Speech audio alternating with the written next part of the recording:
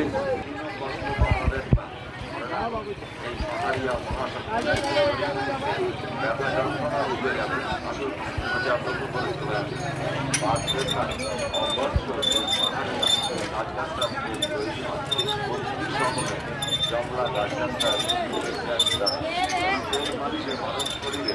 যে কোনো ব্যথায় উপহার হয় বহুদিন ধরে এই ছেলের যে কোনো ব্যথা গোড়াঘাটের ব্যথা মশা ব্যথা শিরার ব্যথা শিরা খবর জোরের ব্যথা পেশির ব্যথা হামবাদ দশবাদ গোলাবাদ জ্বালাবাদ যে কোনো মাঠের ব্যথায় এই তেল মালিশে সাথে সাথে আরাম